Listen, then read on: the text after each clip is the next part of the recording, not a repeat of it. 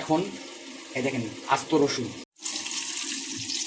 আমার রান্না একবার যে খাইতে দিচ্ছেন বারবার খেতে মন যাবে। এই দেখেন এটা হচ্ছে মরিচ, এটা হচ্ছে আদা, আর এটা হচ্ছে রসুন। আসসালামু আলাইকুম গাইস, আসলে সকলে ভালো আছেন। তো এখন বাজে প্রায় 9টা 10 থেকে 15 বাজে, বুঝছেন। তো কেবল ব্লগ স্টার্ট করলাম, সাথে থাকবেন। আর এখন হচ্ছে বাসায় আব্বু আম্মু হচ্ছে বগুড়ায় গেছে, বুঝছেন। বগুড়ায় গেছে, একটা কাজে গেছে বগুড়ায়, তো ওদের আসতে লেট হবে। তো আজকে আমি রান্না বান্না করবো, দেখেন আজকে কী কী রান্না করি সেটা দেখাবো।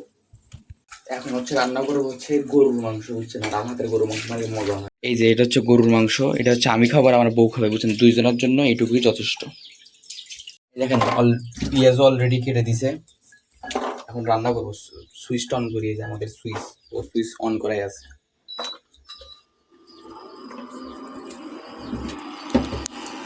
এটা হচ্ছে একদম দেশি সয়াবিন তেল, মানে সবাই সেটা খায় আর কি, বুঝছেন। দেখছো আমাকে একা একা ভিডিও করার লাগতেছে। আমি আবার তেলটা একটু বেশি মারি। মাংসগুলো একটু ভাজে নিলাম, বুঝছেন, আবার ফ্রাই করে নিই সব কিছু। মাংসগুলো একটু ভেজে নিলাম, এখন এগুলো আলাদা করবো। আমার রান্না একবার যে খাইতে, বুঝছেন, বারবার খাইতে মন যাবে। আমি মনে করি যে গরুর মাংস, মুরগি, তারপরে হাঁস, বিরিয়ানি, কাচ্চি, কাবাব সবই রান্না করতে পারি মোটামুটি। গরমে দেখেন ঘামে গেছি। এখন মশলা দেবো কী কী দেখাই, দেখেন এটা হচ্ছে মরিচ, এটা হচ্ছে আদা, আর এটা হচ্ছে রসুন। এখন এই 3টা মশলা দিব, বুঝতে পারছেন। এখন এই দেখেন আস্ত রসুন, আপনার হচ্ছে অনেকে আছে পছন্দ করে, এটাকে চুই ঝালও বলতে পারেন, কিন্তু চুই ঝাল না। এটা হচ্ছে আপনার আস্ত রসুন দিব, মজা লাগে খেতে, বুঝছেন। আসেন দিই। আর এগুলা যেগুলো গুটি গুটি আছে, এগুলা ভাবতেছি দিব কি দিব না, বুঝতেছি না। দিয়ে দিই। এই দেখেন এখন একটা সুন্দর কালার আসছে, এখনও কষাচ্ছি, তারপর একবারে বন্ধ করে ব্যাস রান্নার জন্য 10-20 মিনিট মতো রেখে দিতে হবে, বুঝছেন। একটু পানি দিয়ে ব্যাস, তাহলেই মাংস রান্না ডাল।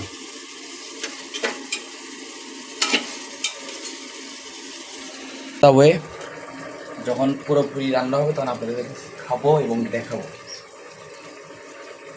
বুঝছেন। কিছু বলবা?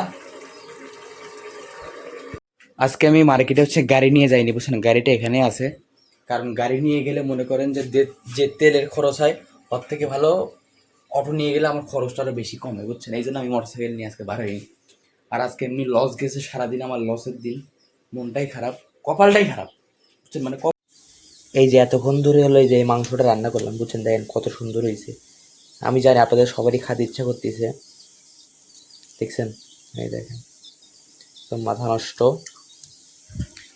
এখন এই তরকারিতে ভাত খাবো, সবাই ভালো থাকবেন।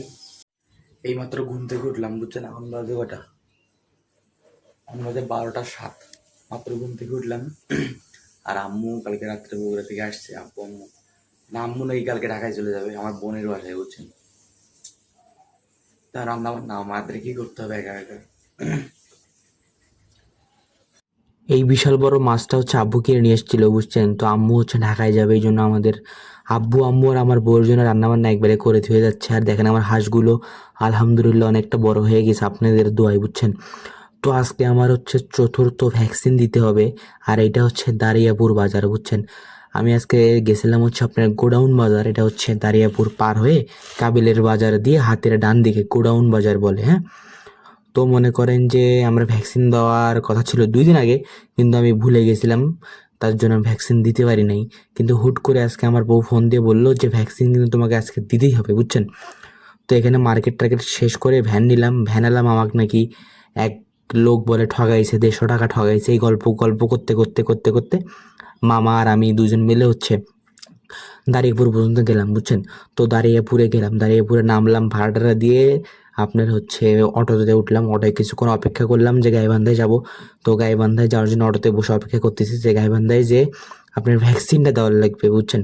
আর আমি যেখান থেকে অলরেডি 3টা ডোজ দিয়ে দিছি ওই দোকানে আবার গেছি। এই ভাইয়া আজকে আমাকে ইঞ্জেকশনটা সে সেট আপ করে দিচ্ছে বুঝছেন। আর লটকন কিনছিলাম, মজাই লাগে আমার লটকন আমার বউয়ের জন্য। তো ভ্যাকসিনটা এখন দিচ্ছি, ব্যথা অতটাও লাগে না। ছোটোবেলায় কিন্তু ইঞ্জেকশনকে আমি খুব ভয় পেতাম বুঝছেন। যাই হোক, চতুর্থ ডোজ মানে 4 নাম্বার ডোজ যেটা র্যাবিস ভিসি ভ্যাকসিনের মোটামুটি কমপ্লিট। ওরা বললো যে 3টে দিছেন আর এটা না দিলেও চলবে। তাই আমি বললাম যে না থাক, দেওয়াটাই সব থেকে ভালো হয় বুঝছেন। তো মোটামুটি ডান হয়ে গেল। ভ্যাকসিনের ডোজটা 2 দিন পরে দিলাম বুঝছেন। দোকানে জিজ্ঞেস করলাম যে ভাই দেওয়া যাবে কিনা, বললো দেওয়া যাবে। পরে দিলাম, পরে আমি আমার টাকা থেকে দিলাম বুঝছেন। পরে আব্বুর কাছে টাকাটা আবার ব্যাগ নিলাম। যাই হোক, এখন খাওয়া দাওয়া করবো, মাত্র বাসায় আসলাম, মানে প্রায় 11টা বাজে। ভিডিওটা ভালো লাগলে অবশ্যই ইউটিউব চ্যানেলটা সাবস্ক্রাইব করে দিবেন। ধন্যবাদ, আসসালামু আলাইকুম।